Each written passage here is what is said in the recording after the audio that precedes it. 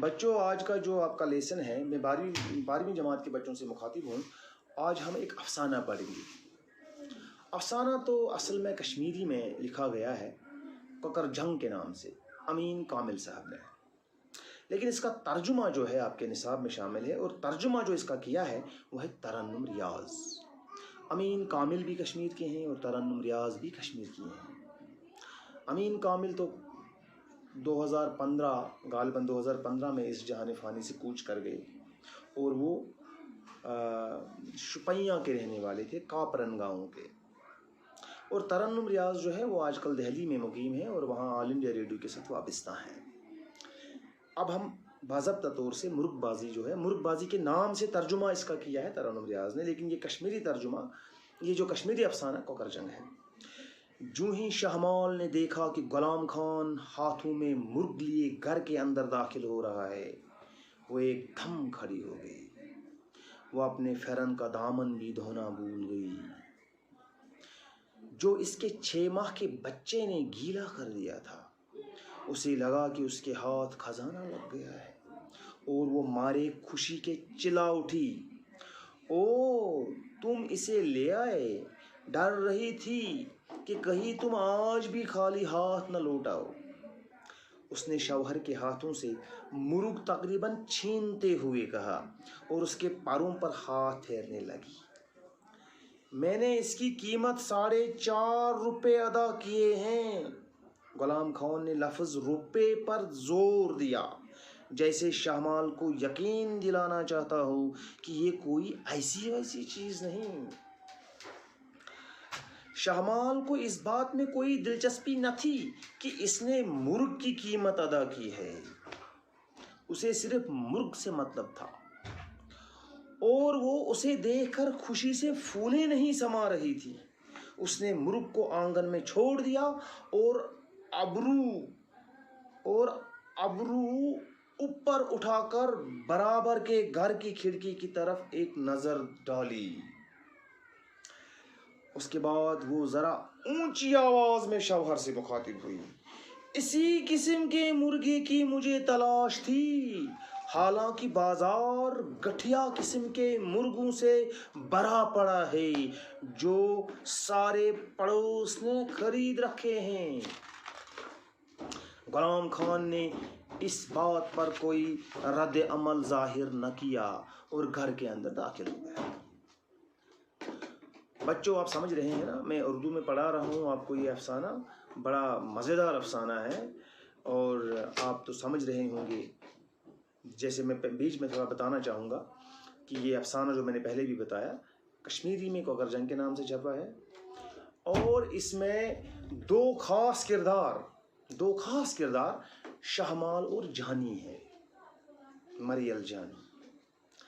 اور یہ جو شہمال ہے، شہمال اپنے یہ جو اس کا جو خاوند ہوتا ہے غلام خان، اسے بار بار کہتی ہے کہ مجھے ایک مرغا خرید کر لا کر دیں۔ تو ایک دن وہ لاتا ہے، اور پھر یہ جو ساری کیفیت جو میں نے بتائی اس افسانے میں کہ کیا ہوتا ہے، کس طرح وہ مرغا لاتا ہے اور کس طرح وہ 4.5 روپے پر زور دیتا ہے، اور کس طرح پھر شہمال اس مرغ کو اس کے ہاتھوں سے چھینتے ہوئے، اس کو پروں پر ہاتھ پھیرتے ہوئے، اس کے ہاتھ پھیرتے ہوئے جو ہے ہمسایہ، مطلب اپنے برابر کے گھر میں، اپنا ہمسایہ گری میں جو ہے اس کی طرف نظریں دوڑا کے ان کو پھر وہ کس طرح کس انداز میں کہتی ہے کہ ہمیں ایسا ہی مرغ چاہیے۔ ویسے تو بازار میں گٹھیا قسم کے بہت سارے مرغے ہوتے ہیں جو ہمارے پڑوس کے لوگوں نے پال رکھے ہیں۔ مرغے کی ٹانگیں چھوٹی سی ستلی سے بندھی تھی، ستلی، اور وہ بمشکل تمام ذرا سا اچھل لیتا تھا۔ اس نے اوپر کی جانب نظر دوڑائی، گویا نئی جگہ کا جائزہ لے رہا ہو، اور رسی پر چونچ سے ایک آدھ بار زور آزمائی کی۔ شہمال کے پاس پہلے ہی 2 مرغیاں تھیں۔ وہ اس وقت احاطے میں کوڑے کے ڈھیر میں چونچے مار مار کر دانا ڈھونڈ رہی تھیں۔ انہوں نے جب مرغے کو بانگ دیتے سنا تو ٹھٹک گئیں اور اس کی طرف مشکوک نظروں سے دیکھنے لگی، یا غالباً نووارد کی صورت و سیرت کا اندازہ لگانے کی کوشش کر رہی ہوں۔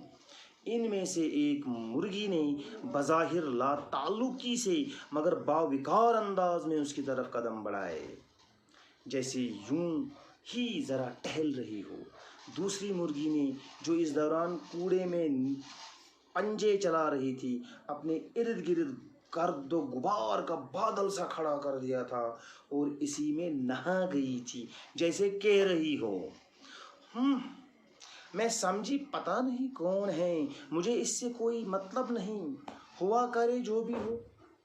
شہمال اندر سے مٹھی بھر چاول لے آئی۔ بچوں، افسانہ آگے پڑھانے سے پہلے میں آپ کو کچھ باتیں اس افسانے کے بارے میں ضرور بتانا چاہوں گا۔ سب سے پہلے یہ کہ امین کامل صاحب کا یہ افسانہ کوکر جنگ دنیا کے بہترین افسانوں میں ایک افسانہ ہے، بلکہ میری ذاتی رائے ہے، چاہے اس سے کوئی اتفاق کرے یا کوئی اختلاف کرے، لیکن میری ذاتی رائے یہ ہے کہ امین کامل صاحب کا یہ افسانہ کوکر جنگ اگر دنیا کے 10 بہترین افسانے جمع کیے جائیں مختلف زبانوں کے، تو ان 10 میں سے ایک افسانہ پہلے 10 کے افسانے جو ہیں ان میں کوکر جنگ بھی شامل ہوگا۔ یہ میری ذاتی رائے ہے۔ افسانہ کوکر جنگ ایک بہترین افسانہ کشمیری زبان و ادب کے حوالے سے جب ہم بات کرتے ہیں، اس میں وہ افسانہ کی جو ساری خصوصیات ہیں وہ اس میں شامل ہیں۔ افسانہ پن جب ہم کہتے ہیں کہ ایک افسانہ میں ایک افسانہ پن ہونا چاہیے، تو وہ اس میں ہے۔ اس میں جب ہم آگے بڑھیں گے، افسانہ پڑھیں گے، آگے چل کے پھر کیا ہوتا ہے، تو آپ محظوظ بھی ہوں گے۔ آپ کو میں اس افسانے کے ریلیٹڈ بہت ساری باتیں بھی بتاؤں گا، جیسے کہ میں نے پہلے ہی کہا کہ ایک ہی دن میں یا ایک ہی ویڈیو میں ہم سارا افسانہ نہیں پڑھا سکتے ہیں۔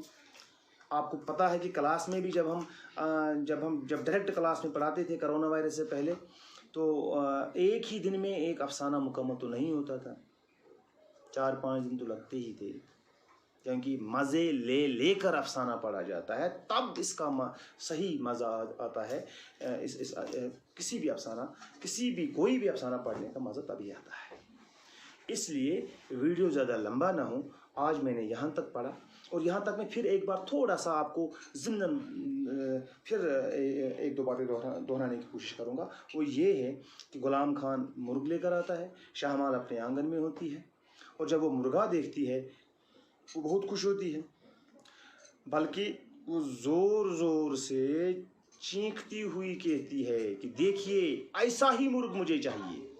اصل میں اس کی جو ایک ہمسایہ خاتون جو اس کے برابر والے گھر میں رہتی تھی، اصل میں وہ اسے نیچا دکھانے کے لیے ایسا کر رہی تھی، تبھی وہ غلام خان کو بار بار کہہ رہی تھی کہ ایسے ہی مرغے کی مجھے تلاش تھی۔ ویسے تو بازار میں گٹھیا قسم کے بہت سارے مرغے ہیں جو ہمارے پڑوس کے لوگوں نے پال رکھے ہیں۔ کہانی کا مزہ تو ابھی اس کے آگے ہے، ابھی تو افسانہ کی شروعات ہے، تو آگے دیکھیے، بہت مزہ لے کر میں آپ کو افسانہ بھی پڑھاؤں گا، اور آپ بھی سن کے بہت محظوظ ہوں گے۔ آج کا ویڈیو یہاں پر میں ختم کرتا ہوں، اور اگلے ویڈیو میں جو ہے مجھے لگتا ہے کہ 2-3 ویڈیو اور مجھے بنانے پڑیں گے، تب جا کے یہ افسانہ مکمل ہوگا۔ آج شکریہ، السلام علیکم۔